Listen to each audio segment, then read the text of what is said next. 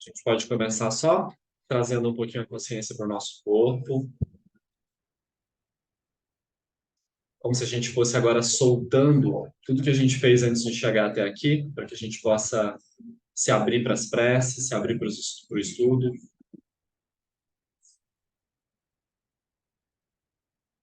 E a gente vai recitar uma vez em português e duas vezes em tibetano. 1. Na fronteira noroeste do país de Ordem, no coração de pólen de uma flor de lótus, você obteve o mais excelente e maravilhoso Siddhi. Amado como aquele que nasceu do lótus, você está cercado por um vasto séquito de dakinis. Enquanto pratico, seguindo seus passos, rogo que se aproxime para conceder suas bênçãos. Ó Pema, conceda-me os Siddhis. Om Orgenyo Jinu Jansan Pema Yesadon Pola Yansen Chogi Nodrunye Pema June Jek Sudra Kordu Kadro Mampeko Jekji Jesu Dadru Chi Jinji Lom Jinjik Su Sol Guru Pema Siji Hum Hum Orjen Yoji No Jansan Pema Yesadon Pola Yansen Chogi Nodrunye Pema June Jek Sudra Kordu Kandro Mampeho Cheji Jeksu Dadru Chi Jinji Long Chinjik Su So Guru Pema Siji Hum. Refúgio Bodhicitta. No Buda, no Dharma e na excelente Assembleia da Sangha, até que alcance a iluminação, neles eu tomo refúgio. Através da minha prática das 6 perfeições, possam todos os seres sencientes alcançar o estado búdico. Sanje Judan Sochi Chonan La Janchu Bardo Dani Jasuchi Daiki Jinso Jibe Sonanchi Drola Pendir Sanje Druparsho Sanje Judan Sochi Chonan La Janchu Bardo Dani Jasuchi Daiki Jinso Jipe Sonanchi Drola Pentir Sanje Drupal Show. A gente pode só deixar nossa mente descansar por alguns segundos, deixando que as preces se assentem no nosso coração um pouquinho.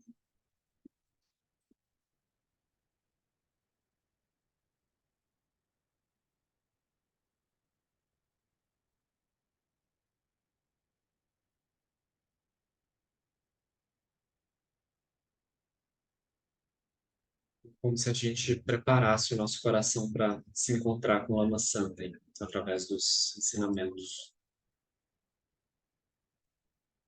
Hum? Quem chegou depois, sejam bem-vindos, bem-vindas. Arthur, que bom que você veio. Luísa, que bom que você veio. Legal que vocês estão aqui. Então é o seguinte, pessoal.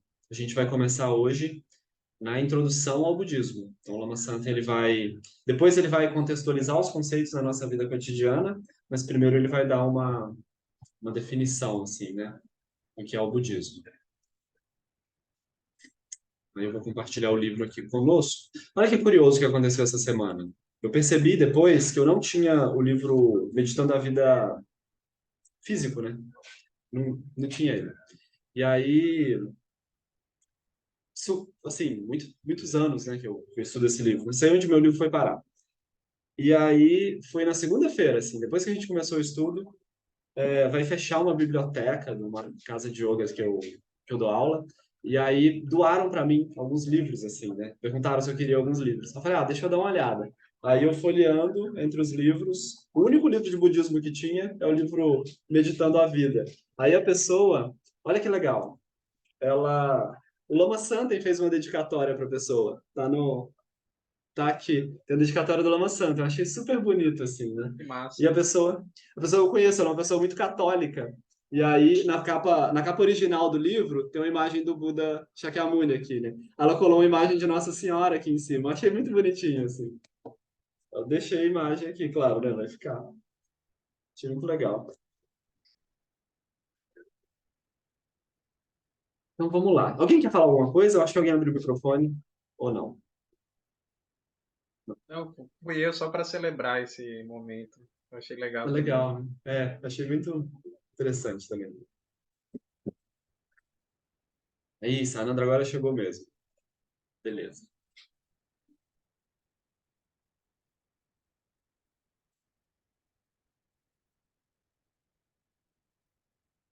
Deixa só eu colocar o livro no ponto aqui que eu já abro.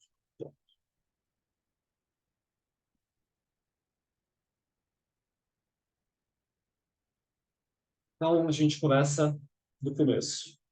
Breve apresentação do budismo. Lama Santen diz: o Buda da compaixão é algumas vezes apresentado com 1000 braços. Esses braços representam suas qualidades ilimitadas para socorrer os seres. Sua motivação de trazer benefícios é tamanha que ele desenvolveu a capacidade de utilizar os múltiplos aspectos da experiência convencional limitada como portas para a experiência final do reconhecimento da natureza ilimitada. Então, é muito interessante. O mais interessante do Lama Santen é que ele sempre começa dando os ensinamentos mais elevados primeiro, assim, né? Então, ele já começou vral, né? Cortando, assim. Então, vocês têm a imagem do Buda da Compaixão em mente ou não? Vocês nunca viram? Não? Ângela, você levantou a mão? Tá, não. Achei que ela queria falar alguma coisa, mas acho que foi engano. Se quiser falar, pode abrir o microfone. Mas o Buda da Compaixão, ele é representado... Depois vocês pesquisem, Avalokitesvara, o nome do Buda da Compaixão. Ele é representado como um Buda de 1000 braços, assim. Então, ao redor dele, tem 1000 braços. Queria ter um aqui para mostrar para vocês, mas não tem. Então, esses 1000 braços significam 1000 meios, 1000 maneiras de nos ajudar, 1000 maneiras de chegar até nós. Angélica, querida, bem-vinda.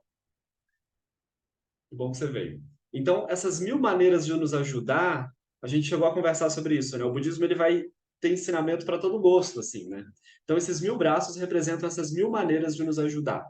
Então, independente de qual seja a nossa tendência, sempre vai ter um ensinamento budista que vai nos socorrer. E aí, quando eu digo ensinamento budista, a gente é que chama de budista, mas ensinamento, assim, de todo tipo, né?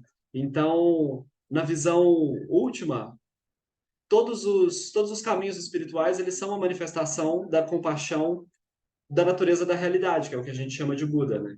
Então, o budismo ele é completamente não sectário, né? Toda religião ela vai ser um dos braços, todo caminho espiritual a gente pode entender como um dos braços do Buda. Por quê? Porque tem seres que se beneficiam com aquela linguagem, né? Então a gente vai ver, tem seres que se beneficiam com a linguagem budista. Eu, por exemplo, né, para mim, é a linguagem que me espetou e me trouxe, né? Mas meu pai ele é um praticante cristão, né? E não dá para dizer que é uma outra coisa que ele está fazendo. Às vezes a gente tem umas divergências, né? Mas a gente vê que tem a maioria dos pontos eles são pontos de convergência, assim. Então esses 1000 braços representam as 1000 maneiras da natureza da realidade chegar até nós, né? Desses seres que estão conectados com a natureza da realidade chegarem até nós. Isso fica claro? Sim, né? A manifestação de corpo físico, né? O Sambhogakaya do Avalokitesvara é Sua Santidade o Dalai Lama. A gente tem ele como reencarnação, né, do Avalokitesvara. Então ele é um Buda vivo, né? A gente tem esse presente, assim, tem um Buda vivo agora. Então, segundo a cosmologia budista, Ângela, eu não sei se você está querendo falar, sua mão está levantada. Se você quiser falar, pode falar. Acho que seu microfone está aberto. Não, tá. Então eu vou fechar o microfone. Pessoal, vocês podem me interromper a qualquer momento, tá? Vocês sintam que que a gente está sentado em roda, assim.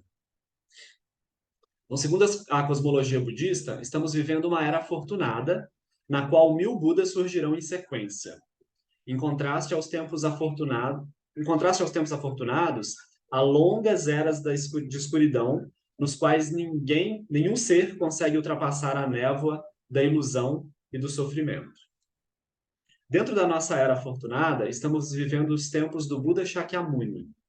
Esses tempos estão caracterizados pelo fato de que os ensinamentos de como ultrapassar o véu da ilusão que se apresenta diante dos nossos olhos estão presentes e preservados desde o período histórico da manifestação do Buda na Índia. Então, dentro da cosmologia budista, nós temos um problema, né? Nós não reconhecemos qual é a nossa verdadeira natureza, nós olhamos para fora procurando felicidade, nunca dá certo. Isso é a característica do samsara. Nunca dá certo. Mesmo quando a gente acha que conseguiu encontrar alguma coisa lá fora que nos garante felicidade, em algum momento aquilo se vai. Então nós estamos presos nesse ciclo de sofrimento. Então quando surge uma visão espiritual, eu ia dizer quando surge o budismo, mas não é quando surge o budismo. Quando surge uma visão espiritual, aí nós temos um caminho que pode nos levar de volta para casa.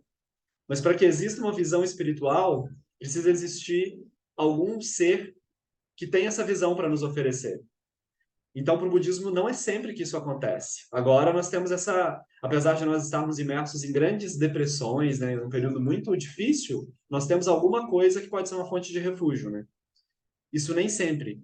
Então, a nossa era é considerada uma era afortunada, porque nós temos o Buda, nós temos mestres ensinando, então isso é considerado uma coisa muito, muito rara e muito maravilhoso, assim.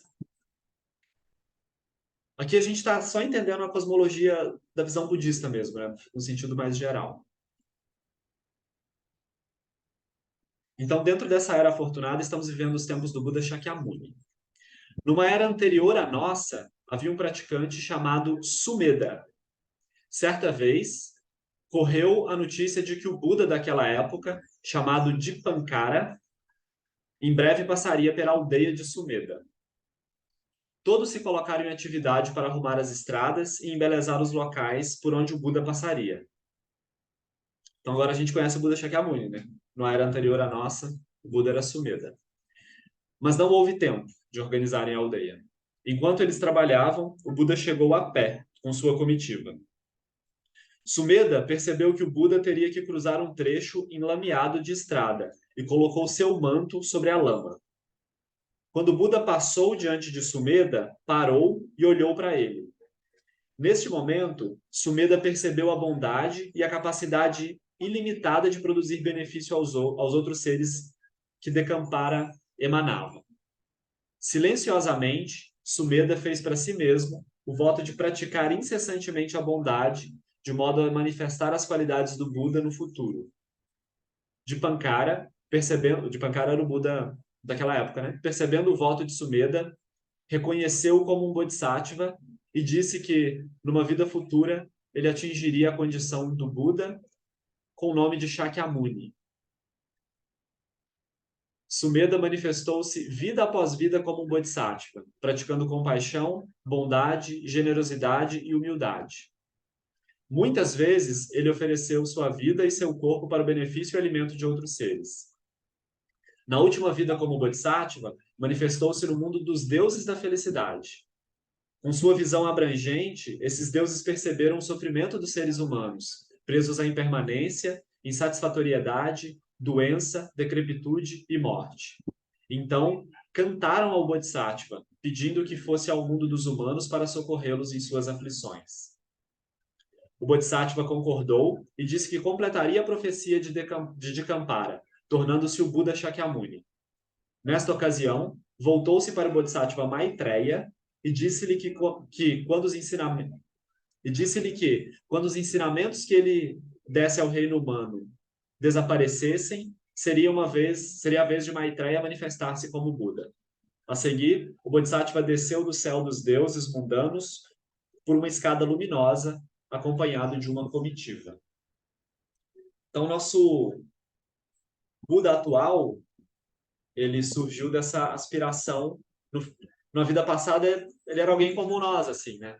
E ele teve contato com o Buda. Isso é bonito da gente ver, né? Como é que o Buda atual, como é que a cosmologia budista explica, né, o Buda atual. Então, quando ele viu o Buda e reconheceu a qualidade limitada do Buda de auxiliar os seres, ele fez o voto de manifestar aquelas mesmas qualidades, de seguir aquele caminho para manifestar aquelas mesmas qualidades. Então, nessa vida, na última vida que ele teve, ele retornou como o Buda Shakyamuni. Eu vou pedir um minutinho só para eu ir ao banheiro e eu já volto agora para a gente seguir, tá bem? Só fazer uma pausa na gravação. Então, pronto. Agora, toda vez que vocês virem uma imagem do Buda Shakyamuni, vocês lembrem, né, em alguma vida, ele olhou para um outro Buda e desejou ser um Buda. Aí, agora ele é. E aí, agora a gente olha para um Buda, pode ser que a gente deseje ser um Buda também, né? Então, se a gente fizer esse voto, se a gente cultivar esse desejo e seguir o caminho lá pela. Olha quantos seres o Buda Shakyamuni beneficia agora, né? Nós aqui, né? E infinitos outros seres, assim, né? Então, numa vida futura, pode ser que se a gente seguir esse caminho, né? Certamente a gente vai atingir essa capacidade de ajudar os outros, assim. Então, isso é bonito da gente pensar, né?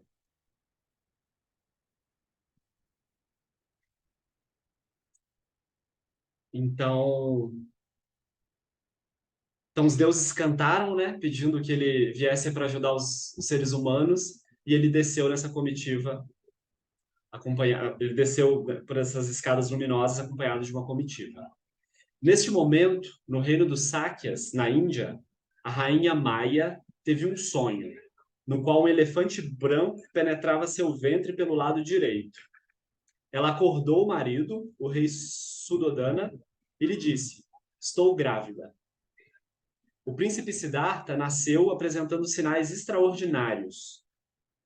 Viveu nos palácios reais em grande felicidade, até o momento em que, defrontando-se com as evidências da doença, decrepitude e morte, o voto feito perante de Campara amadureceu, produzindo no príncipe o impulso de se dedicar à vida espiritual. Assim, foi viver na floresta. Então, aqui o Lama reduz muito, assim, ele faz esse trabalho de resumir muito a história do Buda, né? Mas, essencialmente, assim que o Buda nasceu, tem essas histórias maravilhosas, assim, né? Se diz que ele já nasceu andando, e aí onde ele passava, onde ele colocava os pés dele, uma flor de lótus nascia, assim, né? Então, ele era uma criança dessas. Aí, no nascimento dele, o pai dele, o rei, mandou chamar um sábio, né? Queria entender que espécie maravilhosa era o filho dele, assim, né? Aí o sábio olhou pro Buda Shakyamuni e falou: das duas, uma. Ou ele vai ser um grande monarca, ou ele vai conduzir esse reino de forma espetacular, ou ele vai ser um praticante espiritual e vai abandonar a vida mundana. Aí o rei olhou para aquilo e falou: Não, quero que ele seja rei, né? É o meu filho, né? Então protejam ele de todo contato com o sofrimento. Não deixem ele ter contato com o sofrimento para ele não querer se dedicar à espiritualidade. Então se diz que o rei mandou fazer para o Buda ele tinha 4 palácios, um para cada estação, e os palácios eles eram pensados para que ele vivesse da maneira mais confortável possível em cada uma das estações. Então, no verão ele estava num local super fresco, no inverno num local super aquecido, na primavera, imagino, né, que coisa linda, no outono, imagino que coisa linda. Então, a vida dele, ele não tinha contato com pessoas adoecidas, ele não tinha contato com a morte. Então, ele tinha várias rainhas, né, ele tinha várias esposas. Então, era tudo perfeito, assim, na vida dele. Aí, se diz que lá pelas tantas, o rei viajou para fazer alguma coisa e ele mandou chamar um servente, né, um dos súditos dele, assim, né, uma das pessoas que trabalhavam servindo ele, assim, motorista. Né? E aí ele falou com o súdito dele, falou: "Eu a quero conhecer a nossa aldeia". Ele nunca tinha saído do palácio, né? Aí o ajudante dele falou: "Eu não sei se pode, né, mas já que o príncipe mandou, na ausência do rei, quem manda é o príncipe. Vamos sair". Aí dizem que ele saiu. Aí na primeira vez que ele saiu, ele olhou e viu alguém que estava doente. Ele nunca tinha visto. E a pessoa estava muito mal, assim. Imagino hoje uma pessoa doente ainda é razoável, né? Mas naquela época a pessoa doente ela estava doente, né? Não tinha um hospital. Então ele olhou e perguntou pro ajudante dele, perguntou: "Quem é essa? O que está acontecendo com essa pessoa? Por que ela está assim?" Aí o ajudante dele falou, ah, Buda, ele tá doente, né? O Buda não, né? Siddhartha, na época ele não era o Buda. Aí ele falou, mas doente? O que é isso, né? Todo mundo passa por isso ou só essa pessoa, né? O que está acontecendo? Aí ele avisou, todo mundo passa. Todo ser humano passa por isso, né? Os animais também adoecem. Todo ser em algum momento experimenta doença. Aí ele achou aquilo horrível. Falou, não, vamos voltar para o palácio, né? Eu quero sair daqui. Nunca tinha visto, né? Aí foi, voltou para o palácio. Aí se diz que ele ficou com aquilo um tempo, refletiu sobre aquilo, aí falou, não, eu quero sair de novo. Aí chamou o carroceiro, foram sair de novo. Aí ele passou por uma pessoa muito idosa. Aí ele olhou para aquela pessoa e falou: aquela pessoa tem uma doença diferente, né? Parece que ela tá doente também. Aí o carroceiro riu e falou: não, ela não tá doente, ela tá saudável. Só que ela já passou por, já tem muitos anos, né? Então ela tá idosa. Então ela tem limites físicos. Aí ele olhou para aquilo e falou: meu Deus, mas todo mundo passa por isso? Ó, se der certo, né? Se a pessoa viveu muito tempo, passa, né? Então a gente fica assim. Aí ele achou aquilo terrível, né? Mandou voltar para o palácio. Aí voltaram. Aí ele ficou com um tempo com aquilo. E aí pela terceira vez ele falou: não, quero ir de novo, né? Quero ver o que está acontecendo lá fora. Aí saiu de novo. Aí ele viu alguém passando, ele viu um enterro passando. Alguém passando sem, um corpo passando sem vida. Aí ele perguntou pro carroceiro: que tipo de sono profundo essa pessoa tá, né? O carroceiro falou: não, ali a vida da pessoa cessou. Ela não consegue mais experienciar nada do que os sentidos físicos podem oferecer. Aí ele olhou aquilo e falou: nossa, mas todo mundo passa por isso? Todo mundo passa por isso. Aí ele achou aquilo horrível, falou: vamos voltar para o palácio, né? Aí voltou para o palácio. Aí refletiu sobre aquilo. Aí pela quarta e última vez ele falou: quero sair, né? Aí o carroceiro já meio assim com ele, né? Tudo bem, né? Vamos sair. Aí saíram. Aí eles passaram por alguém, por um praticante espiritual que tinha uma cuia de esmolas. Aí o Buda falou: e aquela pessoa, ela tá fazendo o quê? Ele falou: ah, aquele é um praticante espiritual. Ele falou: ah, eu vou lá ver o que que ele tá fazendo ali, né? Aí ele chegou pro praticante espiritual, que estava lá com a cuia de esmolas, e perguntou pro praticante: o que que você está fazendo?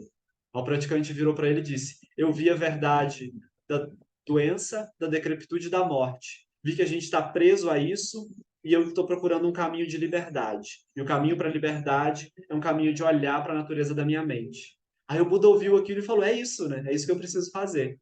E aí ele largou a vida do palácio, deu errado os planos do rei, né? E foi pro. Ainda bem, né? Para nossa sorte, deu errado os planos do rei. E aí ele foi para a floresta. Então é assim que, mal contada, mas é mais ou menos essa história do Buda tendo contato com o sofrimento, assim. Pode ser interessante da gente se lembrar. Então voltamos mais um pouquinho para o texto do Lama. Alguém quer falar alguma coisa? Arthur, você abriu o microfone, pode falar. Sim, sim.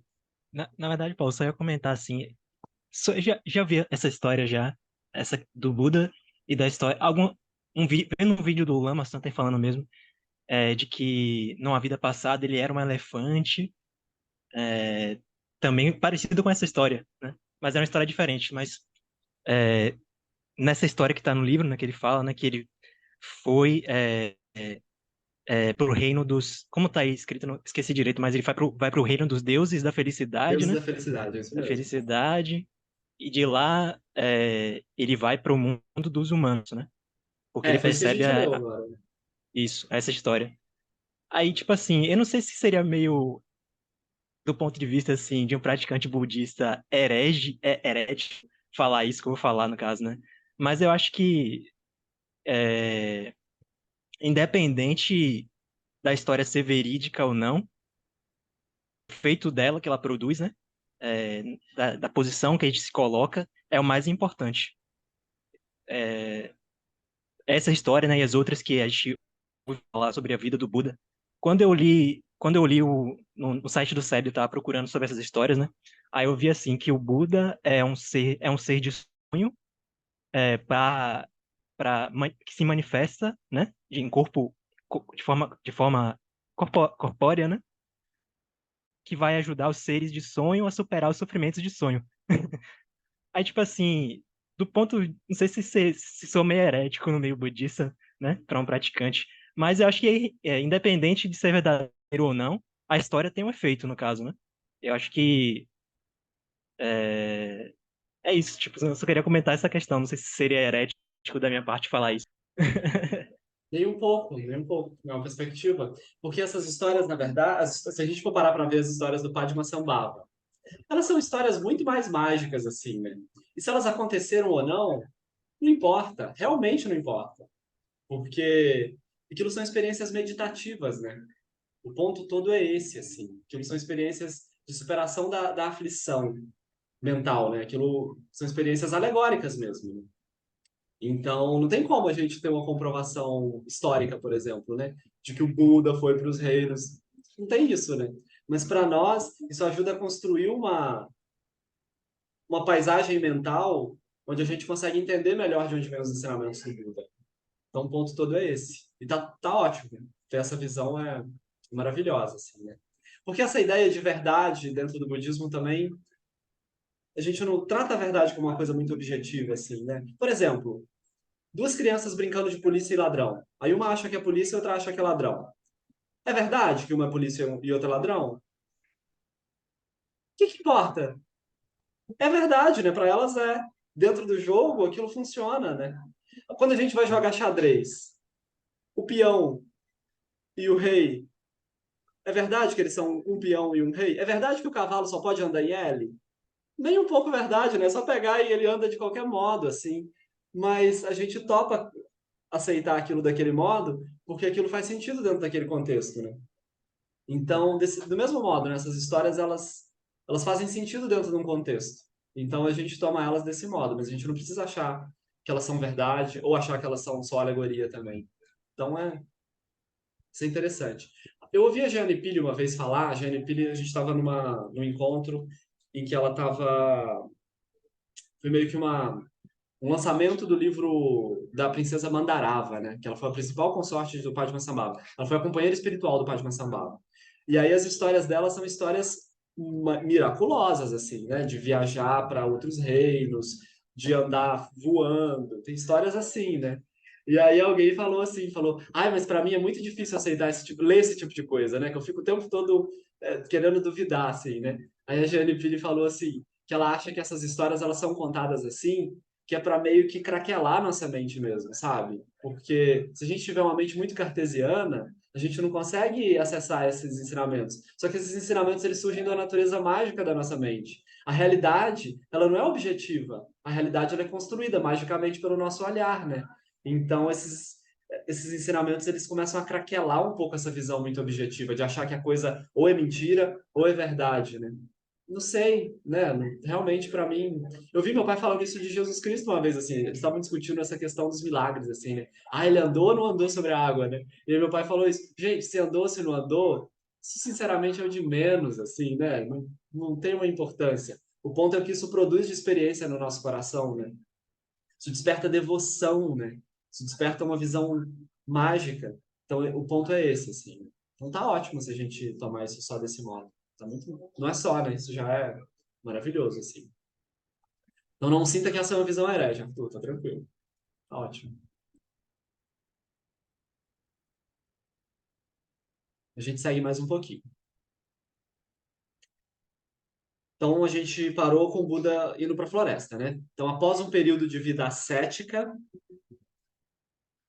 quer dizer que ele não teve contato com a sensorialidade, né? Com prazeres mundanos. Após um período de vida ascética, Siddhartha libertou-se completamente de todos os padrões automáticos que produzem as experiências convencionais de realidade, extinguindo o sofrimento e atingindo a onisciência, a condição idêntica de todos os Budas do passado e do futuro. Enquanto meditava sobre a figueira sagrada, desafiando Mara, o senhor da ilusão, Siddhartha enfrentou e superou muitos desafios. No último encontro com Mara, Mara é uma representação da nossa visão deturpada da realidade, né? Então ele é o deus da confusão, né? Ele é esse que produz essa confusão que separa eu e o outro, né? Que acha que existe uma realidade objetiva, né?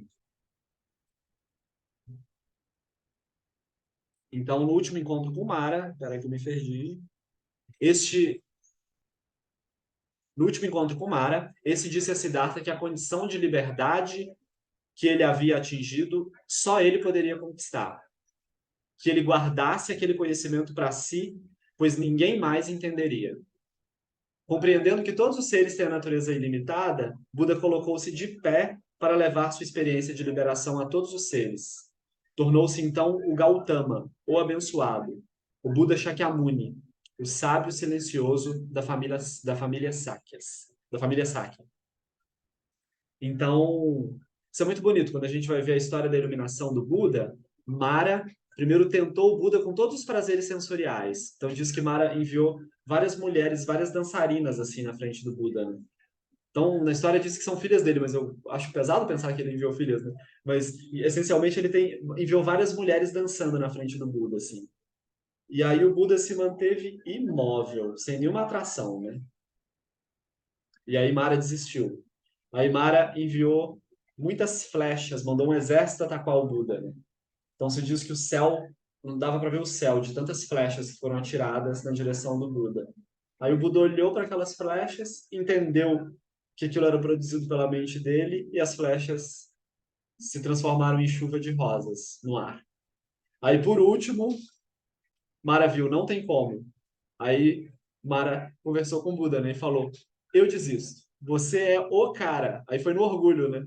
Você é demais. Você é o iluminado mesmo. Ninguém te supera. Inclusive, essa sua realização é uma realização tão grande que é melhor que você fique quieto, porque ninguém vai te entender.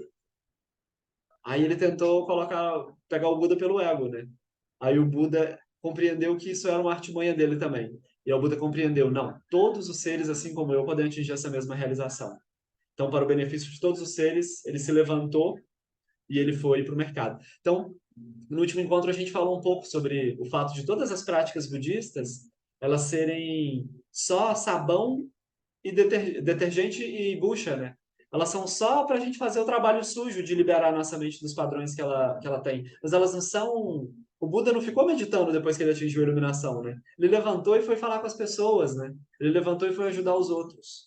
Então, ele abandonou a não abandonou, né? Mas ele deixou para trás aquela vida ascética e foi de encontro com os outros, assim. Então, mesmo os retiros, mesmo as práticas de meditação que a gente faz, todas as práticas budistas que a gente faz, elas só têm sentido no encontro com o outro, né? Elas são só uma preparação para que a gente se encontre com o outro e tenha condições de realmente ajudar o outro, assim, né? Que a nossa mente ela fica um pouco menos confusa. Então é bonito pensar na imagem do Buda depois que ele se iluminou, ele se levanta e ele volta para ajudar os seres, assim.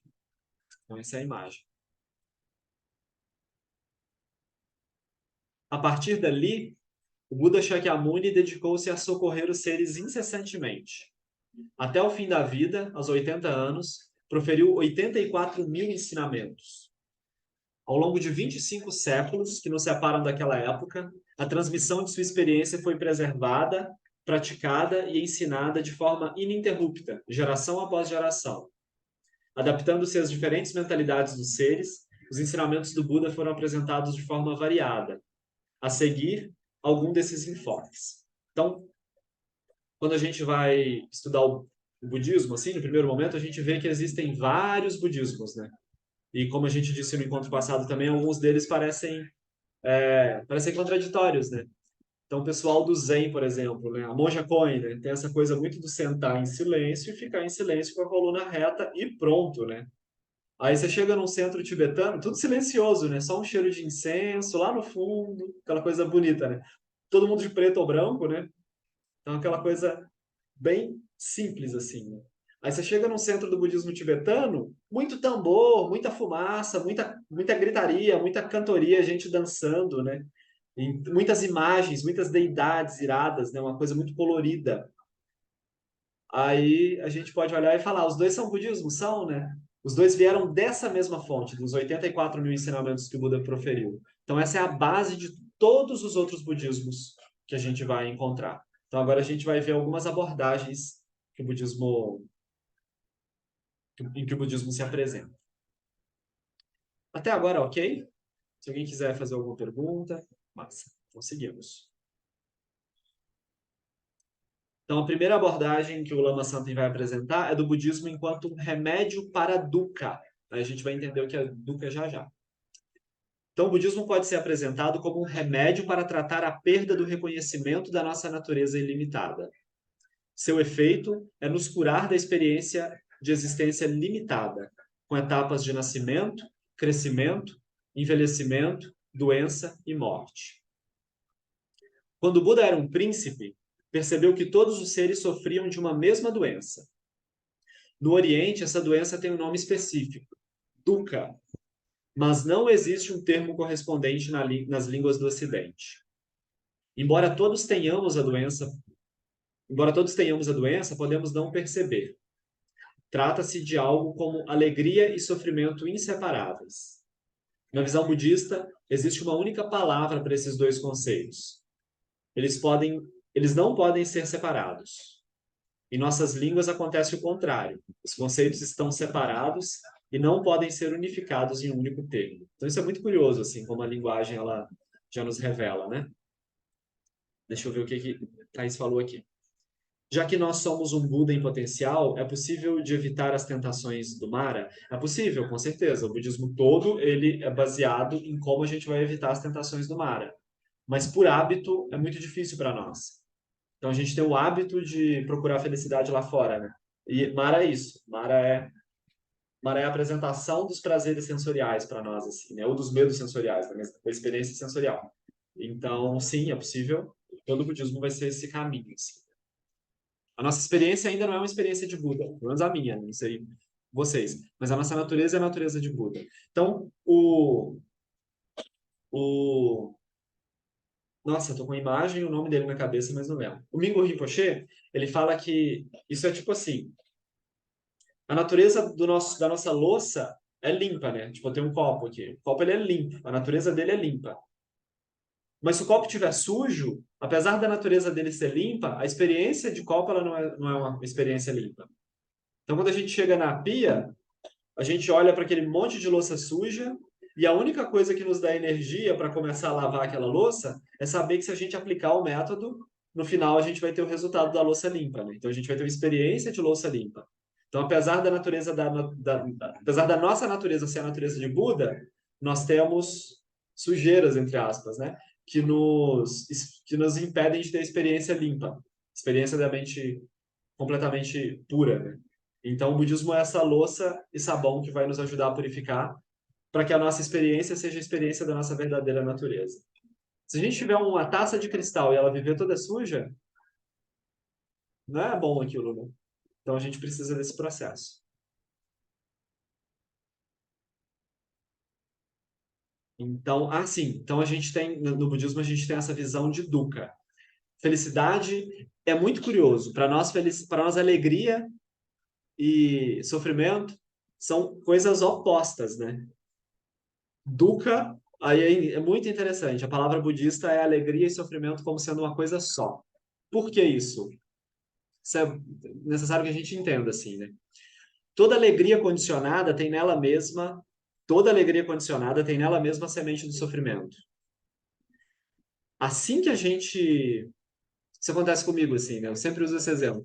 Mas há um tempo atrás eu gosto dessas cervejas artesanais, né? Há um tempo atrás eu ganhei de presente de uma amiga minha uma cerveja que eu queria muito tomar, né?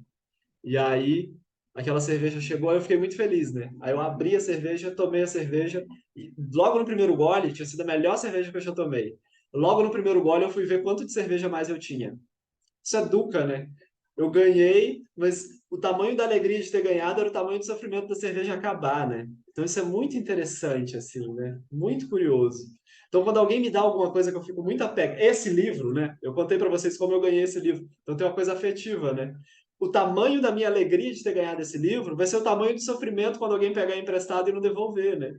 Então, toda alegria condicionada tem nela o tamanho, a semente do sofrimento futuro, quando aquilo girar, e sempre gira, né? Então, assim, toda alegria condicionada é garantia de sofrimento. Esse é o ponto, assim, né? Tem como ser feliz sofrendo? Quando você fala sobre, quando fala sobre sua bebida favorita, pensei nisso. Tem como ser feliz sofrendo é uma boa pergunta, né?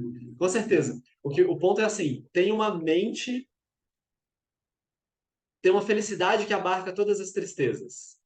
Esse é o ponto, né? Porque o que a gente chama de sofrimento, o que sofre é uma camada muito superficial do nosso ser. Muito superficial. Se a gente tem contato com a natureza mais profunda da nossa mente, não estou falando de iluminação, não, estou falando de consciência substrato só, né? A gente tem estabilidade bastante para não ficar tão submerso a essas ondas assim, né? Isso a gente vê uma criança, né? Uma criança, por ela estar muito apegada a um picolé, se o picolé dela cair no chão, é o fim do mundo para ela, né? Porque é uma experiência muito superficial, muito visceral que ela tem com aquilo, né? Então, se a nossa experiência é muito visceral, se a gente não tem contato com a natureza mais profunda das coisas, então a gente vai sofrer igual uma criança quando o picolé cai. Mas quando um adulto olha para uma criança e o picolé caiu, ele diz está tudo bem, né? Vai lá e compra outro picolé, mas não precisa disso tudo, né? Não é o fim do mundo. Isso é porque a gente tem um pouco mais de profundidade no entendimento da realidade. Superficial ainda, né? Às vezes a gente fica bem chateados também quando o picolé cai, né? Mas a gente não tanto quanto uma visão imatura, né? Não tanto quanto uma visão infantil. Então, porque a gente tem uma compreensão um pouquinho maior da natureza da realidade. Então, um Buda, ele tem uma compreensão extrema, a mais profunda possível da natureza da realidade.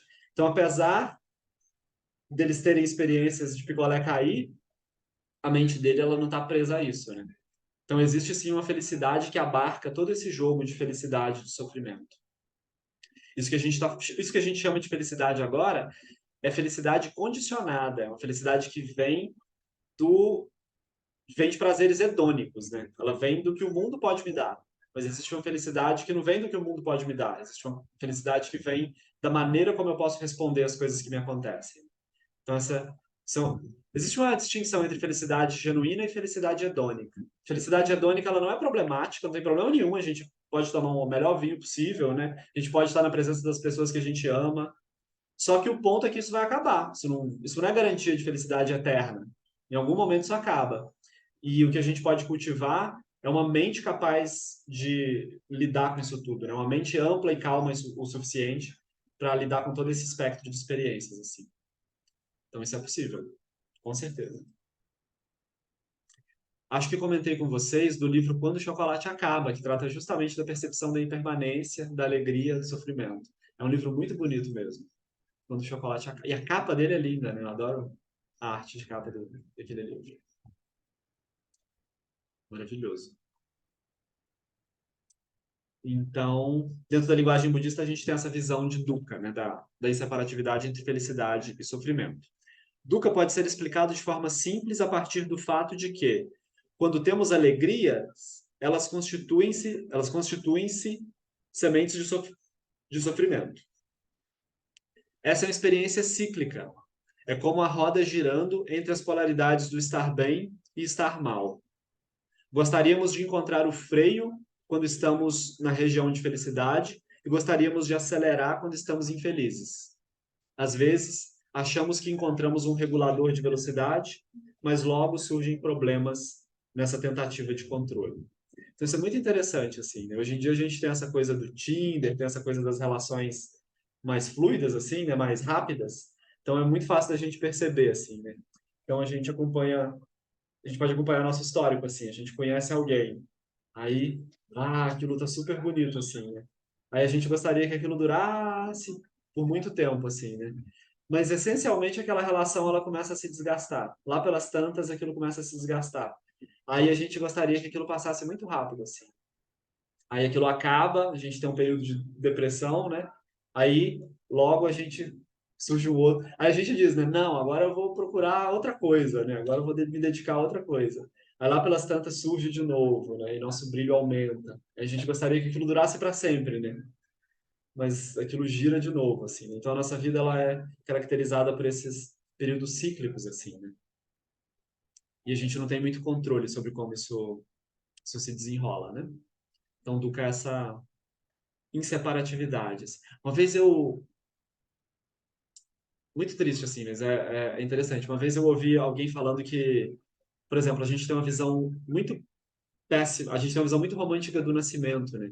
Mas eu ouvi alguém dizendo uma vez assim, se alguém nasceu, ele vai ter que passar por todos os intempéries, assim, né? Então, Dukkha é o reconhecimento disso, assim. Toda coisa que começa, porque ela começou, ela vai terminar.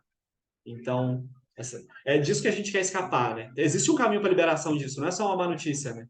Mas é disso que a gente quer escapar, dessa mente que está identificada com aquilo que começa e aquilo que termina, né? Uma boa maneira da gente entender isso é assim: a gente entra no emprego, aí a gente constrói toda uma identidade dentro daquele emprego, né? Aí lá pelas tantas aquela identidade se dissolve, a gente vai para outro. Aí a gente nasce. Então, de tempos em tempos, a nossa liberdade natural de ser de um jeito ou do outro, ela se define a partir de alguma coisa que a gente chama de eu, né? Eu digo, eu sou Paulo, né? Eu sou instrutor de yoga, né? Então, aí isso vai assim.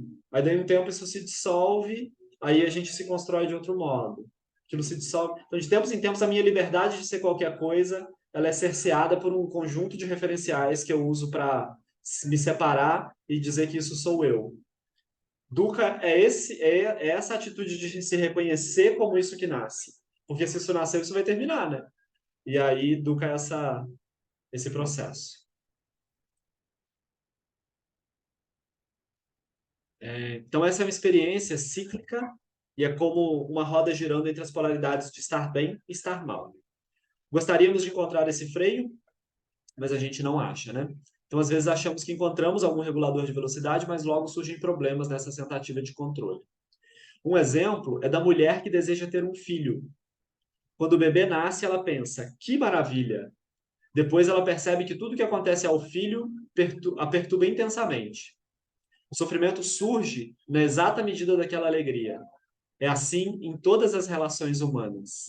O Lama Santa conta que ele conheceu uma pessoa que queria muito passar no concurso do Banco do Brasil. Aí a pessoa fazia preces para aquilo, né? Esse exemplo ele sempre dá, né? Aí a pessoa pediu para ele assim, Lama, reza para eu passar no concurso do Banco do Brasil, né? O Lama, tá bom, vou rezar, né? Aí a pessoa passou no concurso do Banco do Brasil. E aí, anos depois, o Lama Santa ficou sabendo, anos depois o Lama Santa se encontrou com a pessoa, né? E aí ele foi falar com ela, né? Ah, que felicidade, fiquei sabendo que você passou no concurso do Banco do Brasil. A pessoa falou, é um inferno a minha vida de servidor público agora. Tô louco pra sair, mas não tem nem jeito, né, de sair agora que eu sou servidor público, né? Não tem nada para fazer lá, assim. Então, aquele sonho, né? Antes era uma benção, né? Por favor, né? Aí depois aquilo se transforma num pesadelo, assim. Isso é muito curioso, né? Mas a gente entra nessas, assim, né? Isso é muito curioso. Então, isso é Dukkha, né? Outro exemplo. Uma pessoa vê um ser maravilhoso, fantástico, inacreditável. Ela pede aos deuses, por favor, deixe-me chegar perto daquele ser maravilhoso. Se os deuses estão de bom humor, podem até conceder alguma interação. E logo a pessoa se descobre vigiando aquele ser, absolutamente insegura em relação à sua tênue conexão com ele. O mais curioso é que a intensidade da vigilância, a intensidade do sofrimento causado pela vigilância e a intensidade da insegurança quanto aos rumos da relação correspondem exatamente à atração exercida por aquele ser. Ou seja, quanto maior a atração, maior a vigilância, maior o sofrimento e maior a insegurança. Comovente, né? Chamamos isso de Dukkha. Não há como evitar essa inquietação. Para cada característica favorável que percebemos no mundo, existe um problema correspondente exatamente no mesmo grau. Isso é dito e feito, né? O Lama Santen fala assim: agora nós temos avião. Há um tempo atrás a gente não tinha avião. Aí é maravilhoso que a gente tem avião, né? Só que os acidentes aéreos só começaram a acontecer depois que tem avião, né? Antes de ter avião, a gente não tinha nenhum acidente aéreo. Aí assim que surgiu a aeronave, começou a ter o problema correspondente à aeronave também, né? Isso é muito curioso, né? Então, eu lembro do professor Clóvis de Barros Filho. Vocês conhecem o professor Clóvis de Barros? Sim, né? Eu lembro dele explicando assim, né? Que a única maneira de não ter os problemas da vida de solteiro era ter os problemas da vida de casado. E a única maneira de não ter os problemas da vida de casado era ter os problemas da vida de solteiro, né? Mas aí ele fala, a gente corre o risco de tomar um caminho e pensar, nossa, esse caminho é cheio de problemas, bom era o outro, né? Aí ele fala, não, mas é porque o outro também é cheio de problemas, né? Só que foram problemas que você escolheu não ter, né? Então, Duca é meio isso, assim, né? Duca é meio essa inseparatividade. Nossas escolhas, elas sempre vão ter um grau de tristeza, assim. Isso é muito comovente, né?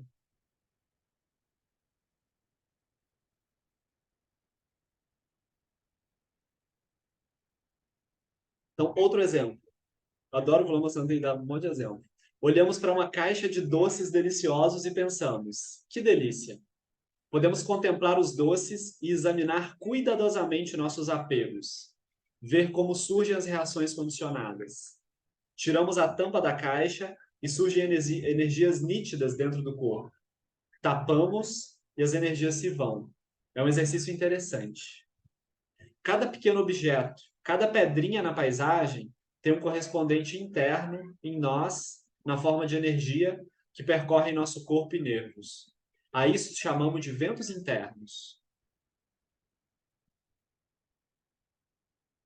É isso mesmo. A isso chamamos de ventos internos. Os ventos internos são a experiência íntima dos objetos e também dos seres. Essa dependência e apego são a base de dukkha. Outra maneira da gente entender como são esses ventos internos que o Lama Santen usa é assim. Imagina que a gente passa o dia inteiro lendo sobre os benefícios de comer salada e o dia inteiro lendo sobre os malefícios de comer batata frita. Então a gente tem claro na nossa mente todos os malefícios da batata frita e todos os benefícios da salada. Aí colocam na nossa frente um prato de salada e um prato de batata frita. Nossos ventos internos sopram para batata frita, né? Não é uma escolha racional. Racionalmente a gente entendeu, é melhor comer a salada, né? Mas nós temos impulsos kármicos, né? Então esses impulsos kármicos eles nos levam. Isso são as tendências kármicas, né? Então a gente pode até olhar um ser maravilhoso e pensar, a beleza desse ser é tamanha ao sofrimento que eu vou experimentar quando eu perder ele, né? Mas ainda assim a gente vai naquela direção, assim. Isso não é uma coisa cognitiva, né? O entendimento cognitivo ele não resolve, não resolve. Então esse é um ponto. Por isso quando a gente entender é maravilhoso, né? Porque às vezes a gente ouve do médico assim, ó, não pode tal coisa, tal coisa, tal coisa, aquilo tá claro na nossa mente. Chega em casa, faz tudo errado, tudo ao contrário, né? Isso é nosso karma, né? É difícil mesmo superar. Então esses ventos internos são o ponto, assim. São a base de dukkha. Os problemas ecológicos são exemplos de dukkha. Não desejamos destruir a natureza. Queremos apenas meios de transportes, adubos, plástico, papel, refrigerantes, mas isso gera problemas. Cada uma das ações humanas, cada uma das ações humanas tem um objetivo, mas cada uma delas tem um resultado também. Isso é resumido por Dukkha. No sentido geral, cada um dos seres sente Dukkha em seu corpo. Cada um nasce, envelhece, adoece e morre. No sentido budista, quando a morte vem, não é o fim.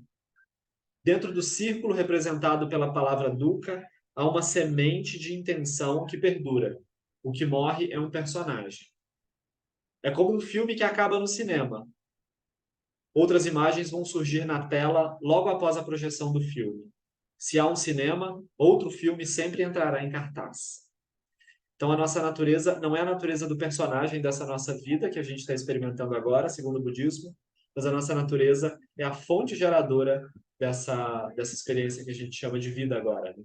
Em algum momento, essa fonte. E mesmo dentro de uma vida só, a gente vê que a gente nasce e morre várias vezes. Né?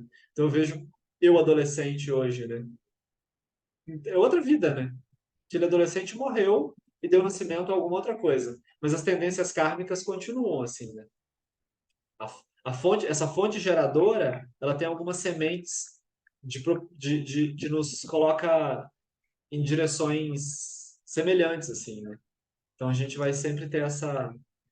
De vida em vida, a gente ainda vai ter alguns padrões de movimento, alguns padrões kármicos, algumas maneiras do vento se movimentar que são, que são de um jeito ou do outro. Isso é muito interessante, porque a gente vê, mesmo crianças recém-nascidas, elas são muito diferentes umas das outras, né? Elas já chegam com algum nível de impulso kármico, né? Isso é muito curioso, assim, né? Muito curioso. Eu lembro, eu acompanhei o nascimento de um primo e eu nunca falei isso com ele, mas toda vez que ele via uma formiga, ele dava a volta para passar, aprendendo a andar, assim. Era uma coisa muito bonita de ver. Ele via uma formiga e aí meio que desviava dela, assim. Era muito bonitinho. Eu nem via a formiga e ele estava desviando, todo cambaleando ainda. Mas é muito interessante de ver. Né? E algumas crianças gostam de matar as formigas, né? Então é interessante ver como tem karma de um jeito e karma do outro, assim. Eu falo, Sim. é, cientificamente, eu já ouvi alguns estudos, no caso, algumas pessoas falam no Instagram que estudam isso, né, o comportamento da criança, a falar que é a questão de temperamento, né? Ele dá a palavra que ele dá é o temperamento, né? Que a pessoa já nasce com um certo temperamento, né? Aí tem o temperamento fleumático, tem os nomes lá que ele dá, né? Fleumático, esqueci os outros agora. Mas tem a ver com essa questão do temperamento, né? O nome que ele dá é isso. Bem interessante. É isso mesmo. A gente pode chamar esses temperamentos de propensões kármicas, assim, impulsos de agir de um jeito ou do outro. Karma é isso, né? Karma é como é o nosso temperamento, né? Quando alguma coisa surge, como é que a gente responde aquilo, né? Isso é o karma. Isso pode ser modificado, né? Porque às vezes a gente tem uma visão de karma como se fosse uma coisa fatalista, mas o nosso karma ele é aberto. Então temos um processo infindável de vida, nascimento, decrepitude e morte. Não precisamos acreditar no renascimento. Pode-se ficar em uma morte apenas, mas ainda assim não conseguimos frear a doença de Dukkha. Mesmo dentro da nossa vida, a gente tem esses vários renascimentos, né? Isso que o Lama está falando. Todos os aspectos do budismo são propostos como remédios para essa doença. É por causa dela que surgiu o budismo. Então, é por causa dessa insatisfatoriedade básica que a realidade comum apresenta que o budismo surgiu, né? É isso que o Buda viu. O Buda olhou e falou: a gente está preso dentro de um ciclo incessante de infelicidade, porque mesmo as nossas felicidades elas são a semente do sofrimento futuro. Então tem que haver alguma coisa além disso, né? E aí o budismo é o caminho para além disso, assim. Né? Então é através dessa noção de dukkha que o budismo se desenvolve.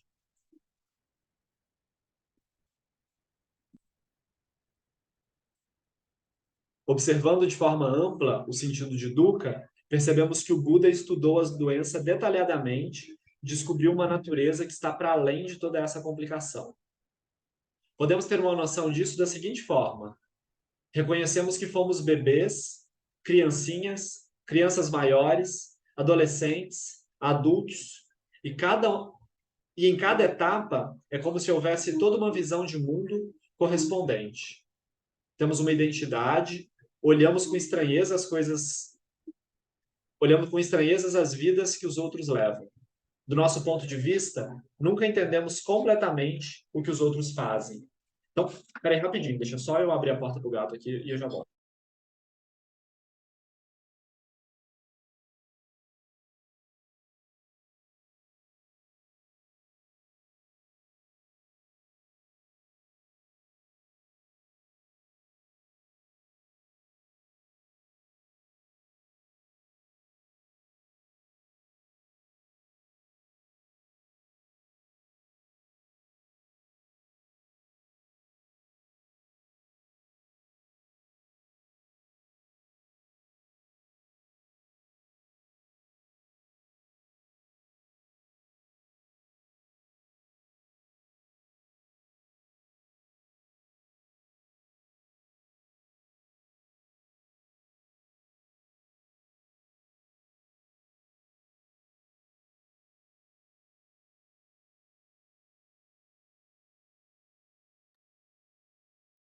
O gato ele dá uma crise se ele vê a porta fechada, muito engraçado. Então a gente pode reconhecer essa natureza livre, reconhecendo essa noção de que nós já fomos bebês, crianças, crianças maiores, adolescentes e adultos. É como se em cada uma dessas etapas a nossa visão de mundo ela fosse se transformando, né? O fato da nossa visão de mundo se transformar revela que a gente tem uma liberdade em relação a essa visão de mundo. Por exemplo, a gente tem uma visão de mundo agora, que vai ser diferente da visão de mundo de quando nós fomos um pouco mais velhos. Então, isso vai revelando uma liberdade natural em que as coisas vão se apresentando. Quando a gente olha as outras pessoas, elas têm visões de mundo que são muito específicas do ponto de vista delas. Do nosso ponto, que não parece um absurdo até, né? Várias coisas parecem absurdo, mas elas têm uma liberdade natural de olhar para as coisas de um ponto de vista próprio, né? Então, existe essa qualidade de liberdade. Isso é a natureza de Buda, né? Lembro da minha adolescência, diz o Lama. Eu olhava para as outras pessoas e achava suas vidas muito estranhas. Não conseguia entender por que as pessoas se portavam daquela forma. Via crianças sendo maltratadas e tinha a sensação de grande vantagem por ter minha própria mãe. Quando estamos imersos em nossa forma de ver as coisas, só podemos ver de forma estranha o modo de vida dos outros. Isso é curioso, assim, né? Então percebemos que nossas visões anteriores eram visões particulares. Ao examinarmos as várias fases da nossa vida, percebemos que várias visões são perfeitas enquanto acontecem, mas não são de forma alguma estáveis e permanentes. Quando elas mudam, pode surgir uma pergunta: o que permaneceu ao deixarmos de ser crianças e nos tornarmos adultos? O que permanece é um misterioso brilho interno. O Buda usou o exemplo da criança, do adolescente e do adulto. Ele apontou essa essência que vai transitando de um para o outro. Essa capacidade de discriminar como a qualidade que está mais próximo, como a qualidade que está mais próxima do permanente. Essa capacidade de discriminar como a qualidade que está mais próxima do que é permanente. Então, por exemplo, quando a gente fazia o ensino médio, a gente tinha uma visão de realidade que era adequada para aquele período, né? Então a gente defendia um conjunto de visões que daquele contexto era adequado. Mas quando a gente vai para a faculdade, aquilo vira um outro ponto de vista, né? Então a gente tem que abandonar esses recursos passados, assim. Quando a gente chega num local, por exemplo, se nós temos diferentes formações, o mesmo local é visto de diferentes formas por nós. Se a gente vai no restaurante, aí vai um professor de yoga, vai um arquiteto, vai, sei lá, alguém do marketing, vai um cozinheiro e vai um advogado, o advogado vai chegar lá pensando o que eu posso fazer para processar essa galera? Não, não é assim, advogado, não tô brincando. Mas ele chega lá e observa assim, o que tem de errado aqui, né? Onde é que está o negócio dizendo que eles podem funcionar, né? Aí chega o arquiteto, olha para aquilo e pensa, esse espaço podia ser muito melhor bem aproveitado, né? Essas mesas podiam ter uma outra dinâmica, a arquitetura daqui podia ter uma coisa, um estilo um pouco mais barroco. Aí a pessoa que pensa em empreendimento, né, fala, eles estão perdendo tempo, né? Podia fazer um combo de cerveja com tira-gosto e aí vendia cerveja, né? Então, cada um de nós vai experimentar aquilo dentro de uma lógica particular. Cada lógica dessa ela é perfeita dentro dela mesma, mas ela não se sustenta, né? Ela é só uma perspectiva mesmo, né? Ela é só uma maneira de olhar para aquilo, mas ela não abarca o todo do que aquilo é. Então, esse é um ponto, assim. E aí, essa capacidade de discriminar isso, essa nossa capacidade de olhar para a nossa identidade mudando, para a nossa visão sendo diferente em relação aos outros, essa capacidade de perceber isso, ela está mais perto do que é verdade, né? Do que verdade no sentido de ser essa abertura, né? Ser esse potencial de amadurecimento, de mudança e de diferentes percepções. Isso é um pouco confuso, né? Por favor, pode falar, Carlos. Eu queria tirar uma dúvida, eu acho que e uma observação ao mesmo tempo, né? Você e o Arthur estavam até falando sobre a verdade ser contextual, né? Independente se aconteceu ou não. Aí estou lembrando do que você está falando. Quando a gente chega no RH e vai contar nossa história para uma entrevistadora, nossa história de vida, a gente conta de um jeito. Se a gente vai contar nossa história de vida para o psicólogo, a gente vai contar de outro. Então a gente vai brincando também com esses papéis conforme a força do ambiente também, né? O contexto também vai jogando, não deixa de ser verdade nenhum dos dois contextos, até porque a função para cada um desses contextos é distinta. Nossa, Carlos, muito boa a sua percepção. É isso mesmo. É isso mesmo. A depender de quem está ouvindo, a gente conta de um jeito ou do outro, mas isso é uma liberdade natural da nossa experiência, assim, né? Exatamente. Exatamente. Pois é, o budismo também, né? Tem várias maneiras de contar o budismo e que eles não usam nenhuma alegoria mágica, assim, né? Vão contar da vida do Buda só a partir do momento em que o Buda nasceu, e aí conta que ele meditou, mas sem essa coisa mágica, né? Aí dentro do budismo tibetano, não, tem uma coisa mais mágica, assim, né? Então depende. Isso é legal mesmo de sacar. Ambas as histórias são verdadeiras, né? Ambos os jeitos de contar, eles, dentro do contexto deles, eles são verdades, assim. Isso mesmo.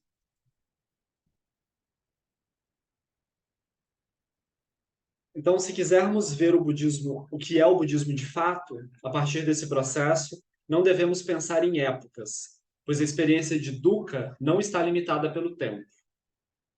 Então, era assim na época do Buda e é assim agora, né? Isso que a gente está falando não é uma coisa que ficou no passado, né? A nossa experiência continua sendo essa, né? O Buda histórico, o Buda Shakyamuni, não foi o primeiro Buda. Conforme seu relato, ele serviu a incontáveis Budas no passado e deles ouviu instruções. Ao aprofundarmos o significado da palavra Buda, percebemos que os primeiros Budas surgiram quando as complicações surgiram. O budismo não é messiânico. O Buda não veio anunciar alguma coisa. Ele veio manifestar uma liberdade que a maior parte dos seres, que a maior parte dos seres não vê.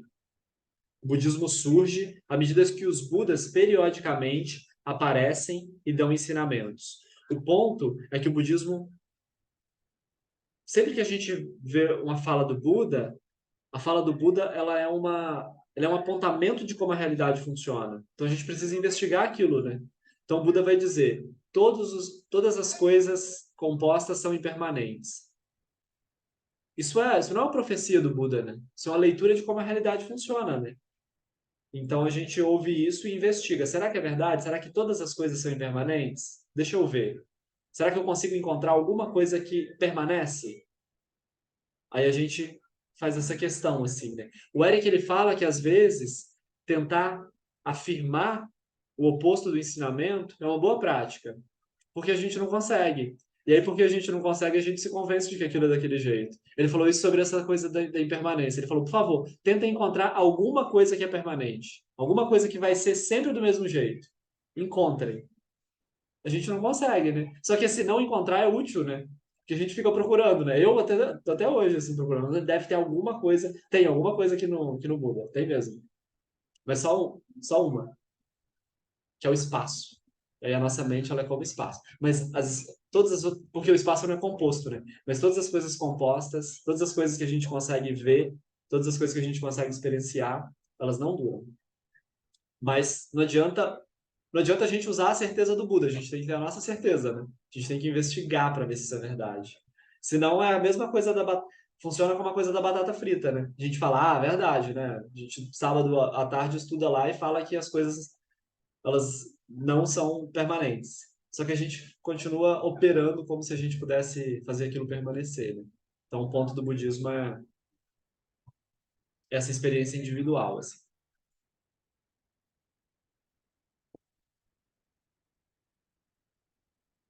Então o budismo ele surge a partir à medida, né, de que os Budas periodicamente apareçam e revelam para nós a verdade, né, dão para nós esses ensinamentos. Algumas vezes, as pessoas que questionam os ensinamentos espirituais da seguinte forma: quem foi o fundador do budismo? Quando e onde surgiu o budismo? O budismo acredita em reencarnação? Que tipo de preceitos morais são praticados pelos budistas? Pelo budista? Qual a diferença entre tal e tal escolas budistas? Esta análise do budismo em forma de questionário talvez não ajude muito. Para o cristianismo, existe o Antigo Testamento e a Tábua de Moisés, que ele recebeu de Deus no topo do Monte Sinai. Os ensinamentos cristãos surgem quando Deus se apresenta a Moisés e revela a verdade. Esta verdade é vista como externa, imutável e exprimível em palavras. O cristianismo depende da Bíblia. Ela expressa a verdade para os cristãos, para o cristão. No budismo não existe uma Bíblia. Os ensinamentos visam a remover o sofrimento originado por dukkha. Quando isso acontece, quando o sofrimento gerado por dukkha realmente cessa, atinge-se a situação além do espaço e do tempo, de escrituras e profetas. Atinge-se a liberação da existência cíclica. E o que fazemos quando estamos liberados? A primeira coisa é abandonar o remédio que nos curou, os ensinamentos. O budismo se extingue com seu efeito. Quando a liberação acontece, o budismo some completamente. Então, o budismo ele aponta para a porta de saída dele mesmo, né? Isso é muito interessante. O que o budismo diz é: temos um conjunto de ensinamentos de sonho para liberar vocês, seres de sonho, de sofrimentos de sonho, né? Esses ensinamentos não existem, o sofrimento de vocês não existem, ainda assim vocês precisam do medicamento para... A gente precisa do medicamento para esse efeito de liberação, né? Mas o ponto da liberação dessa natureza transitória é assim, a gente pode continuar usando o exemplo que eu usei dos empregos, né? A gente entra no emprego, aquilo se dissolve, a gente entra em outro, aquilo se dissolve, a gente entra em outro, aquilo se dissolve. A gente pode se identificar com essas várias coisas que surgem, ou a gente pode se identificar com essa liberdade, com esse espaço onde essas coisas surgem. Eu sou instrutor de yoga, pai do gato, ou facilitador desse grupo de estudo. O que eu sou? Né? Se eu me identifico com alguma dessas coisas, quando uma termina, aquilo gera sofrimento, né? Mas se eu me identifico com a liberdade de ser todas elas, a gente, né? A gente é mãe, pai, a gente é mãe, pai, profissional, a gente é o quê, né? A gente é tudo isso, né? E nada disso. Então esse é o ponto, assim, né? O ponto é que existe alguma coisa para além dessa experiência cíclica. E o budismo está apontando para essa coisa além da experiência cíclica, né? Essa liberdade natural da nossa mente. Isso destrava completamente a nossa criatividade, né? Criatividade é o quê? Falta de criatividade é o quê?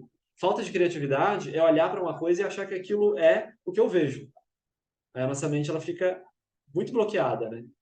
Quando eu lembro que aquela coisa ela é completamente aberta, quando eu lembro que a nossa vida é completamente aberta, que a minha identidade é completamente aberta, eu posso escolher ser o Paulo, eu posso escolher ser um Buda, né?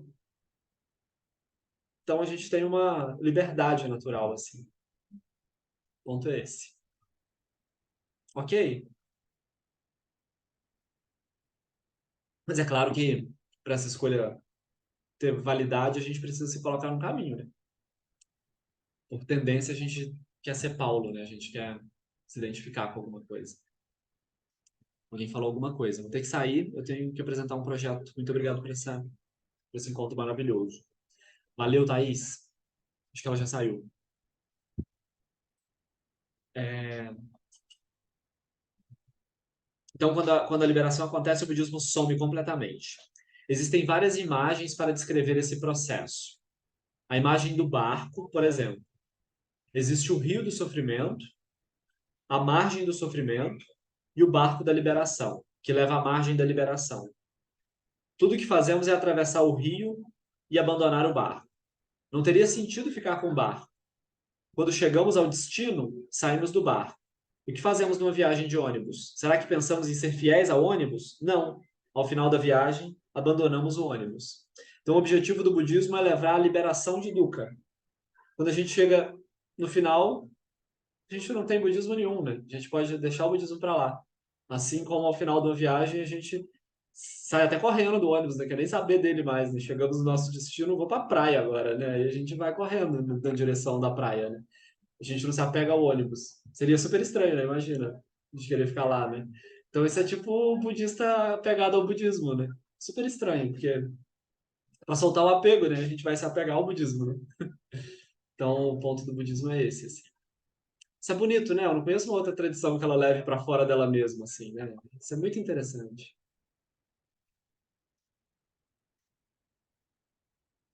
Quando a pessoa se vincula aos ensinamentos budistas, ela não está se filiando a uma experiência sectária. Está apenas em busca de liberação da existência cíclica. O Buda é somente um guia. Sua função é ajudar as pessoas a percorrer o caminho até a liberação do sofrimento de dukkha. O Buda completou esse trajeto. Depois, durante mais de 40 anos, ele ensinou a como cruzar para outra margem. Durante a vida do Buda, as pessoas guardavam de memória o que ele falava. Quando o Buda desapareceu, elas registraram em papel e surgiu uma vasta obra escrita baseada nos ensinamentos orais do Buda. Muitos seguidores escreveram muitos livros, sempre lembrando que a sabedoria do Buda não está nos livros. Então, muitos seguidores escreveram muitos livros lembrando que não é lá que está essa sabedoria. Estudamos os textos minuciosamente e sabemos de cor que a sabedoria não está nas palavras. Então, se diz que todos os ensinamentos do Buda são como um dedo apontando a lua. Então, imagina, né, o Buda apontando para a lua. Se a gente ficar olhando para o dedo do Buda, a gente não consegue olhar para a lua, né? Aí o Buda vai falar, não olha para o meu dedo, olha para onde ele aponta, né? Então, o ponto do budismo é esse, assim, né? A gente não se apega às palavras do Buda, mas para onde elas apontam, assim. Mas isso que ele falou sobre todos os ensinamentos do Buda terem sido transcritos depois que ele se foi, esses ensinamentos, eles são os sutras, né?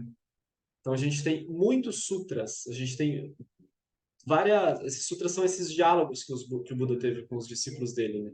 E os discípulos dele tinham memória perfeita, né? Hoje em dia a gente se esquece de tudo, porque a gente é muito distraído, né?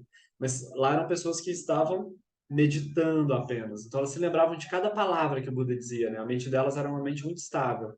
E aí depois que o Buda se foi, para a preservação dos ensinamentos, elas transformaram isso em textos.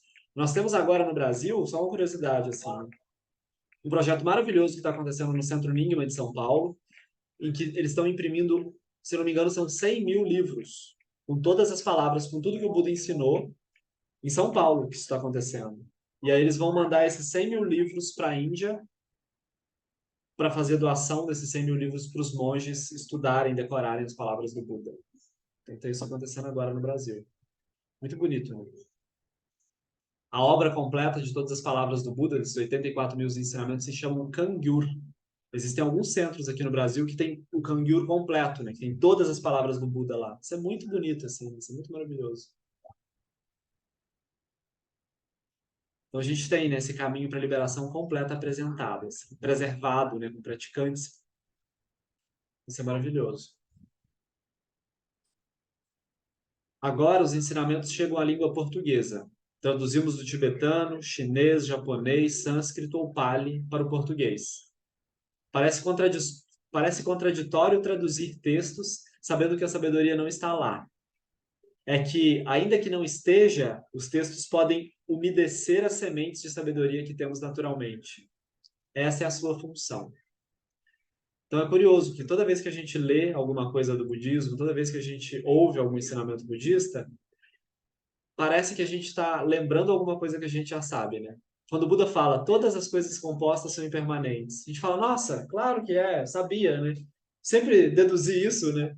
Sempre deduzi que as coisas elas não duravam. Por quê? Não é que a gente deduziu, é porque é a realidade, né? Então, quando o Buda diz, isso amadurece em nós, isso reflete para nós uma sabedoria que nós temos, assim, né? Então, tudo que o Buda está falando é como se fosse ele está ativando pontos na nossa mente, né? E aí esses pontos eles vão iluminando a nossa experiência pouco a pouco, assim. Então o ponto é esse. Pessoal, eu acho que para a gente ir para o próximo tópico também em cima da hora, a gente pode deixar para o próximo encontro, a gente vai ler sobre Buda, que é, né? Quando a gente fala de Buda, a gente não está se referindo ao Buda Shakyamuni, mas a gente está se referindo ao estado da nossa própria mente, né? Então, entender o que é Buda nos ajuda, né? Quando a gente vai fazer uma prece para Buda, por exemplo, né? Para quem que a gente está fazendo prece? Não é para o Buda externo, né? Para essa qualidade liberada em nós mesmos, assim. Então, a gente vai olhar isso no próximo encontro, tá bem? Eu queria deixar aberto, se alguém quiser falar alguma coisa, senão a gente faz a dedicação.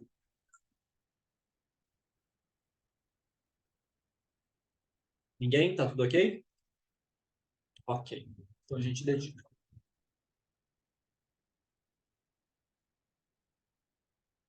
Espera que eu vou abrir as preces de dedicação aqui. Então, dedicação é assim. A gente acredita que sempre que a gente se encontra para olhar para esses ensinamentos, né, para praticar o budismo, isso gera uma semente positiva, isso gera um karma positivo, né? Esse karma positivo nós damos o nome de mérito. E aí a gente não fica com esse mérito para nós. A gente dedica ele para todos os outros seres sencientes. Isso é a melhor maneira da gente nunca perder esse mérito. É tipo, quando a gente tem. A Jatsuma Tenzin explica assim: se a gente tem uma gotinha de água, qual a melhor maneira dela nunca evaporar? Como é que a gente garante que a gota de água nunca vai se perder? Ninguém? Arrisquem, não? Coloca no oceano de volta. Devolve Sei ela lá. para o oceano, exatamente. Se a gente devolve ela para o oceano, ela não evapora. Então é como se agora a gente devolvesse esses méritos para o oceano, assim. A gente dedica ele para todos os seres. E as preces são bonitas também. Quem nunca leu, presta atenção nas palavras. É muito bonito, né? Então a gente pode deixar o nosso coração ser tocado assim por esse desejo, né? Não são desejos comuns, são desejos muito amplos, né? Que os méritos desse encontro se expandam e toquem a todos, que o Mestre Universal da Paz e da Compaixão, Sua Santidade o Dalai Lama, juntamente com todos os mestres de todas as tradições que veiculam essa mensagem, tenham longa vida. Que todos estejam a salvo de gerar pensamentos negativos, o obstáculo mais destrutivo. Que estes pensamentos nunca surjam em nossa mente e que todos os seres também estejam livres de pensamentos negativos. Ao longo de minhas muitas vidas e até este momento, todas as virtudes que tenho alcançado, inclusive os méritos gerados por essa prática, e todas as que vier a conseguir, ofereço para o bem-estar dos seres sencientes. Possam a doença, a guerra, a fome e o sofrimento diminuir para todos os seres, enquanto sua sabedoria e compaixão aumentam nessa e em vidas futuras. Possa eu claramente perceber todas as experiências como sendo tão insubstanciais quanto o tecido do sonho durante a noite, e imediatamente despertar para perceber a manifestação de sabedoria pura no surgir de cada fenômeno. Possa eu rapidamente alcançar a iluminação para trabalhar sem cessar pela liberação de todos os seres. Budas e Bodhisattvas em conjunto. Seja qual for sua motivação, sua ação benéfica e preces auspiciosas, seja qual for sua onisciência, realizações e poderes benévolos, e seja qual for a sua imensa sabedoria, eu que igualmente venho para beneficiar os seres, rogo para que possa alcançar essas mesmas qualidades. Neste exato momento, possam nem mesmo os nomes doença, fome, guerra e sofrimento ser ouvidos pelas pessoas e nações da Terra, mas possam sim sua conduta moral, mérito, riqueza e prosperidade crescer, e possam a suprema bem-aventurança e bem-estar sempre surgir para elas. Prece para que a tradição do Guru Padmasambhava floresça.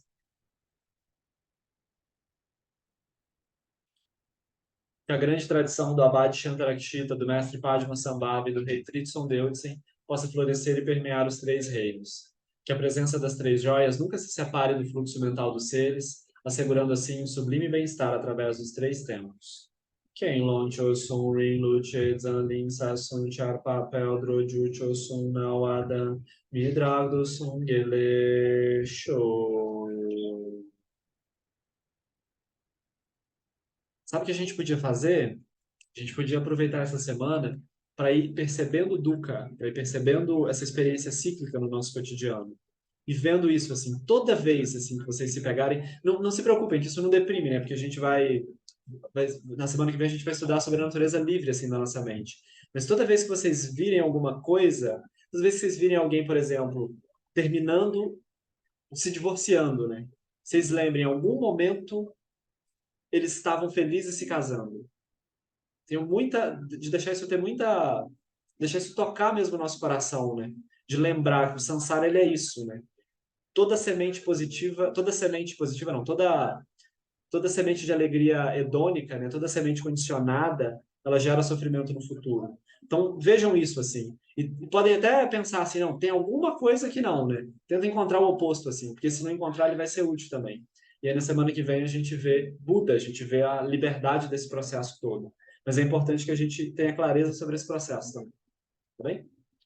Então, até a próxima semana, pessoal. Obrigado pela companhia. Tchau, tchau.